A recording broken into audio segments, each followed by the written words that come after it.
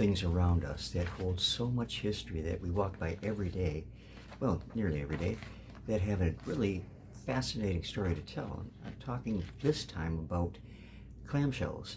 Yes, those little pretty pieces of calcium, I guess, that you walk along the beach and hunt for, especially when you're a kid. Here in Michigan, we don't have a great variety like you might around the oceans and that. But we have more different types of clams in Michigan than I ever realized. There's about 25 different types. And here's one that I found last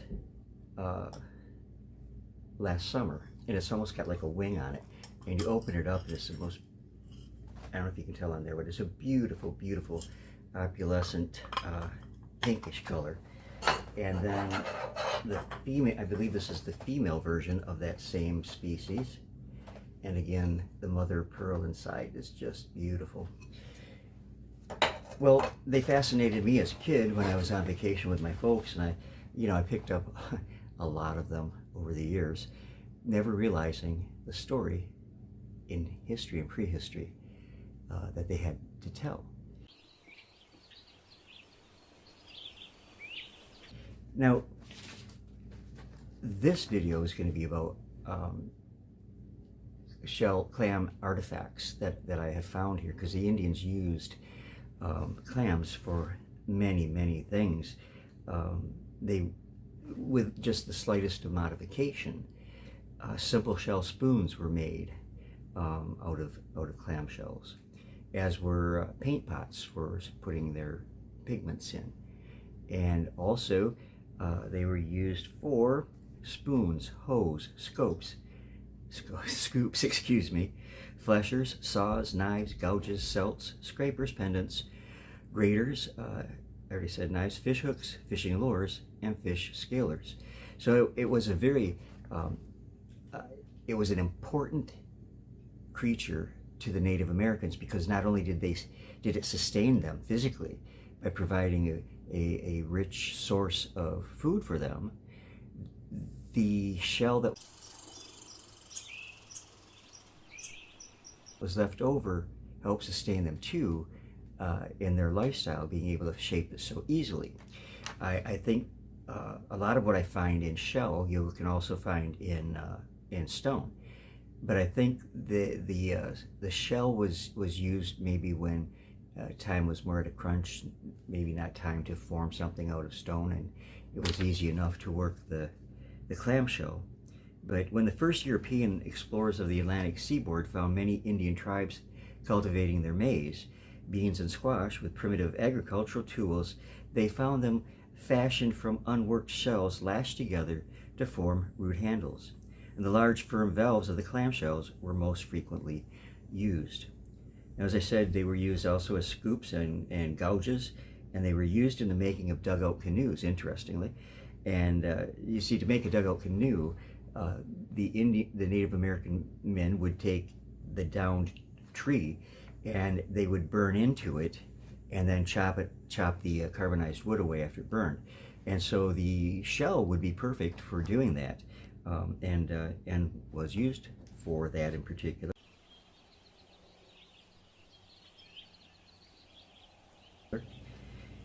It was also used in the making of pottery. Pottery was a very important commodity to the Native American people. It led to their having a more sedentary lifestyle, not having to travel all over to have food, but to be able to store it. And so clamshells were important to that, because in many tribes across the nation, they were crushed up and they were mixed with the clay, and they helped to bond it together during the firing process. And it also helped break up any air pockets in the unfired clay that would have burst when it was fired, but mainly for binding the material together and making it a lot stronger. Crushed shell was, as I said, used for tempering in pottery, and pieces that I've found of pottery along the Saginaw River, a few have had shell tempering in them. But I want to show you some of the artifacts that I have found here in Saginaw with the help of some very special furry little friends, the groundhogs, because all of these, except the two I already showed you from the river, all of these were found in the dirt that groundhogs tossed out of their burrow that they make, and I was able to find and pick up. So they're very, very intelligent little critters. I'm going to show you first some pendants that would have been worn around the neck. Okay, this is almost a teardrop shaped pendant, and if you look at the top here, it's notched here and it's notched here, and that would have been for you know, maybe putting a piece of rawhide strap around it so you could wear it around your neck. Very nice piece, very nice workmanship on it. Okay, that's now I have found a lot of the pendants over there. Now this is another one similar but not as nicely formed. It is would have been teardrop shaped kind of too. Notch here where this finger is, and a notch here, again for suspending around the neck, presumably. This one I think is beautiful. Let me get a little bit closer here.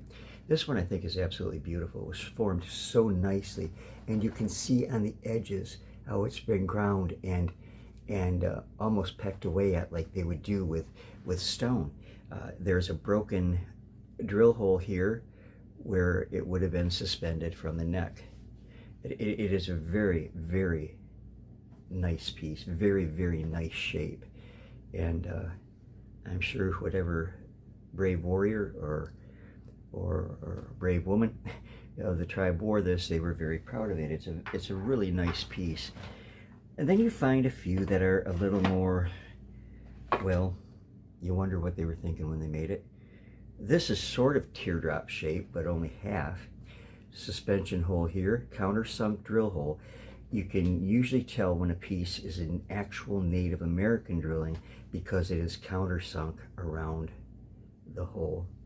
And this one has really been worked on the edges to form the shape of it. Very nice piece again. As to age on these pieces, I can't be for certain, but I believe that they are anywhere from late Archaic through Middle Woodland. Here's another one.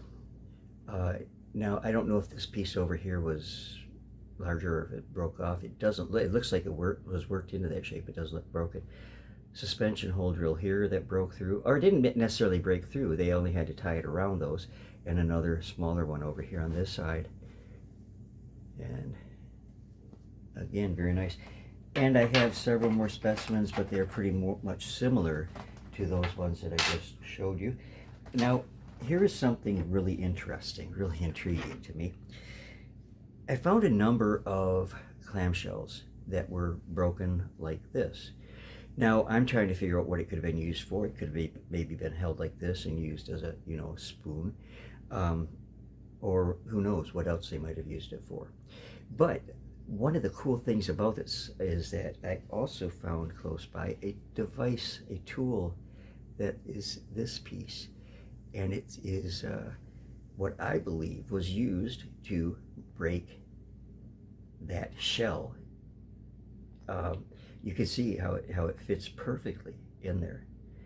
And then too, the other end, while it doesn't fit into this one, could have been used on a smaller shell. These are amazingly thick and very sturdy, but I have to go with being a small spoon. Then I found also, thanks to the little groundhoggies, this one, which is similar. It has that same kind of break here. There is a hole here, but I don't think that was a drill hole. And then this piece, which again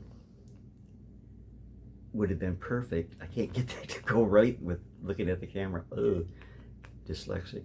Anyways, it would fit right in there if I could control my fingers correctly there.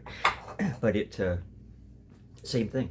I think it was a spoon, you know, and it would have been very effective as such. How about some knives? Knives doesn't seem like a really great material to do, or clam doesn't seem like a really great material to do knives out of, but here is a knife. Here is a knife. And this is the blade down here. Now it's either a knife or a celt, but I'm going with either a knife or a celt. It could be either. Some pieces it's hard to tell exactly what they used them for. You'll never know. But at any rate, I lost my train of thought. Oh yeah, knife. This along the edge here, you can see as it was kind of pressure flaked like they did with stone. That edge there to sharpen it. And then it has a notch here and a slight notch here where it could have been put onto a handle, which would tend to say more of a celt than a knife. So yeah, I believe that that was a celt, a very nice piece to find. I found another, this one I think is a knife because it's not very wide, but it has the same work on the edge, and yeah, I think that was a knife. It would have been hefted onto a handle. Spoons that I found, notice they don't have handles, and I don't believe that they were attached to anything, although they could have been, but I believe they were used just like the other ones that I just showed you. Scoop and, you know, swallow. And here's another one. Notice the wavy features of the shells that I've been showing you. There are different kinds of clams here, but these thick white ones that are kind of ridged on the top, I do not believe are in these waters anymore. I've never found one, especially thick like this. But anyways, that would have been a spoon also. A very, very nice spoon. You spoon collectors tell me, is this a spoon for a baby? It's very, very small. And it's been formed, it's been pressure flaked on the edge here like they would do, you know, with an arrow or a spear point. But it's tiny and could be held like that, and again used as a spoon for a very little mouth. So that's kind of cool too. You know, you can pick up the clamshells and you can look at these things and you can speculate and you can wonder. And the truth is, most of archaeology is pretty much guesswork as it is. But it is wonderful to be able to go out and find pieces like this that some little animal dug up out of the dirt, and look at them and try to extrapolate what they might. Thank you, Jerry. What those might have been used for, and I think pretty accurate on what I showed you today. So I hope you enjoyed this. I love you all very, very much on the other side of that screen. You're very special and very important to me. God bless you, and I will see you again, hopefully real soon.